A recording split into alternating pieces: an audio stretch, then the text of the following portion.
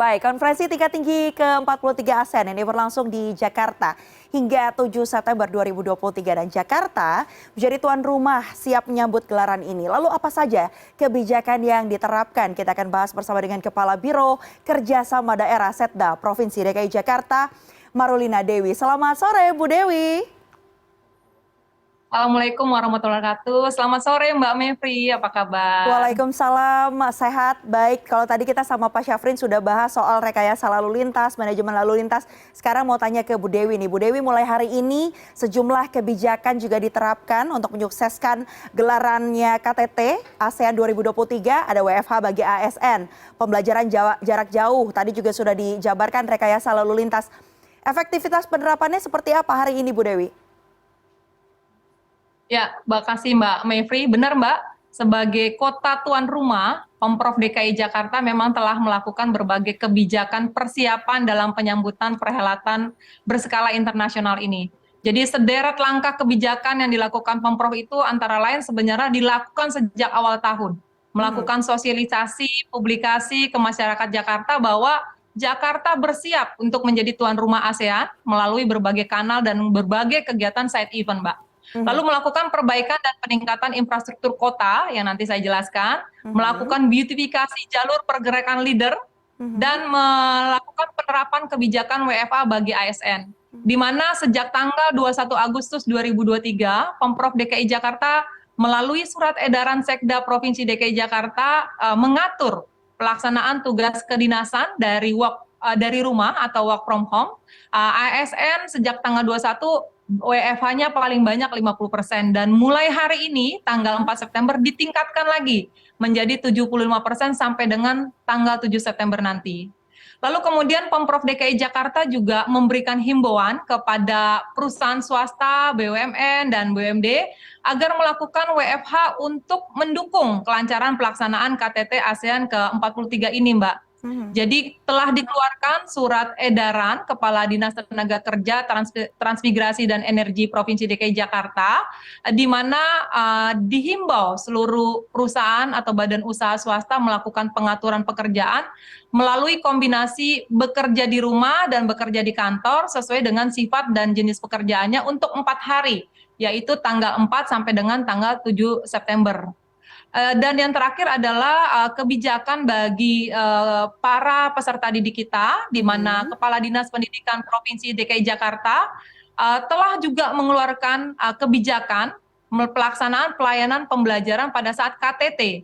Jadi ada 1.108 sekolah atau satuan pendidikan yang berlokasinya di 9 kecamatan yang bersinggungan dengan venue, hotel, jalur delegasi KTT ASEAN, dan 1.108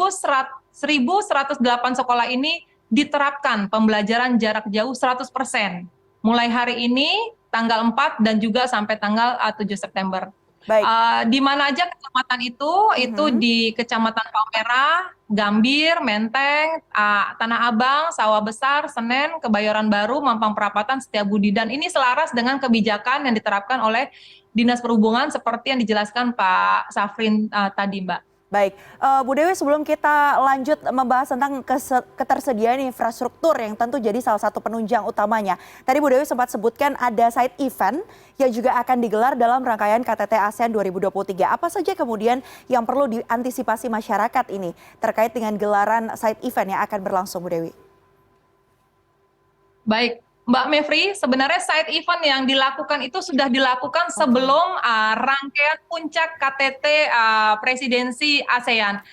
Jakarta telah melakukan itu di tanggal 1 dan 2 Agustus, di mana kami menyelenggarakan Meeting of Governors and Mayor of ASEAN Capitals dan juga ASEAN Mayor Forum di Hotel Fairmont. Selain itu juga kalau Mbak Mevri ingat, di mana keramaian Pekan Raya Jakarta, bagian dari ulang tahun Jakarta, kami mempromosikan juga Goes to ASEAN, Goes to KTT ASEAN dengan berbagai acara, dengan berbagai event sebelum di bulan September ini. Demikian, Mbak. Baik, jadi rangkaian panjangnya sudah dilaksanakan. Salah satu upaya juga untuk bisa menegaskan bahwa Jakarta ini siap ya menyambut gelaran KTT ASEAN yang berlangsung juga mulai hari ini sampai 7 September. Bu Dewi, terkait dengan infrastruktur, ketersediaannya seperti apa Bu yang sudah disiapkan secara matang oleh Pemprov DKI Jakarta?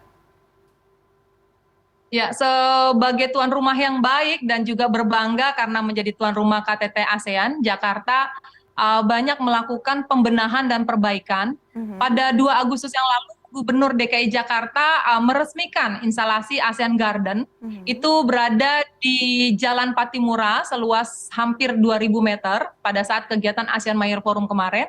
Lalu kemudian saat ini kalau Mbak Mevri lihat keliling sepanjang jalur delegasi, Jakarta terlihat lebih indah dan sejuk. Di Mhm, mana Dinas Pertamanan dan Hutan Kota kita telah melakukan penyulaman tanaman titik jalur hijau, mhm. melakukan penataan jalur hijau, penopingan pohon, membangun dekorasi taman, serta pemasangan lebih dari 2.500 umbul-umbul dan juga totem-totem ASEAN. Baik.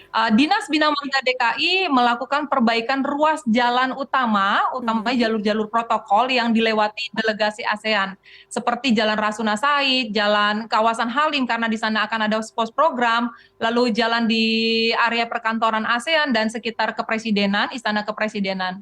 Selain itu juga kami melakukan pengecetan percepatan lapis perkerasan tambahan atau overlay, kemudian perbaikan JPO, pengecatan JPO dan juga beautifikasi di beberapa halte dan perapihan kabel fiber optik. Banyak sekali yang kami lakukan, mulai dari pembersihan jalur pedestrian, pembersihan sungai, kemudian pembersihan atribut partai untuk sementara mhm, Mbak, juga atribut atau umbul-umbul event-event yang sudah lewat, mhm. penataan ojek online dan juga PMKS. Dan baru-baru ini Mbak Mevri bisa menikmati juga masyarakat Jakarta bisa menikmati mural bertemakan ASEAN di Duku Atas dan di Gerbang Pemuda. Iya. Demikian Mbak Mevri. Baik, Bu Dewi, pasti pembenahan juga terus dilakukan untuk menunjukkan kesiapan kita menjadi kemudian tuan rumah ya dari KTT ke-43 ASEAN yang berlangsung di tahun 2023. Tapi kita tidak boleh menutup mata bahwa kondisi atau situasi yang juga dihadapi warga ibu kota ini adalah adanya polusi nih Bu Dewi. Kemudian langkah apa yang diambil untuk mengatasi hal ini?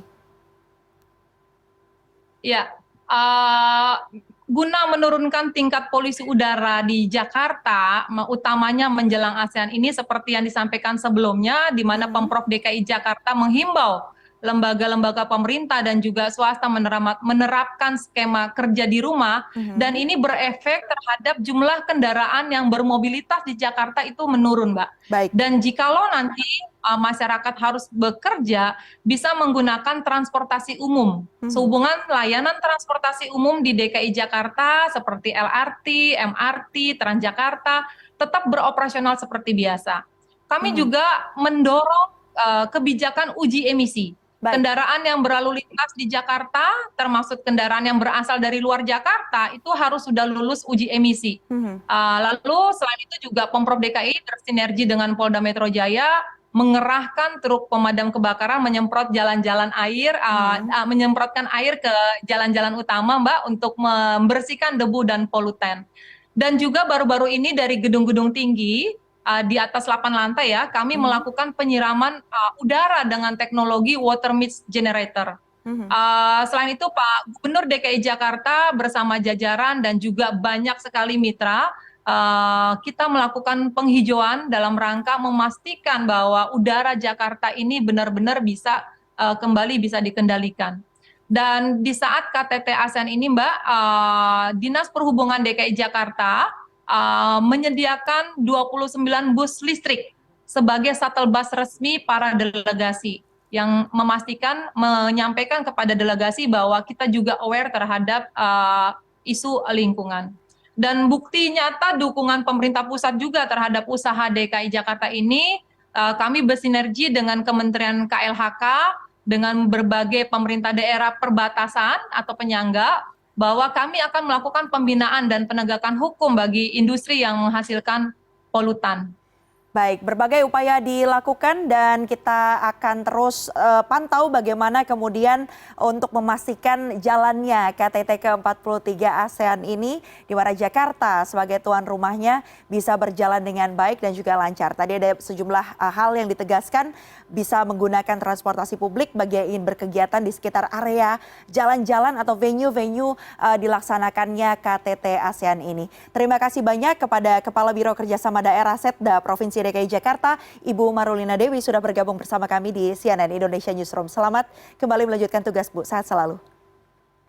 Terima kasih Mbak Mevri, sehat selalu.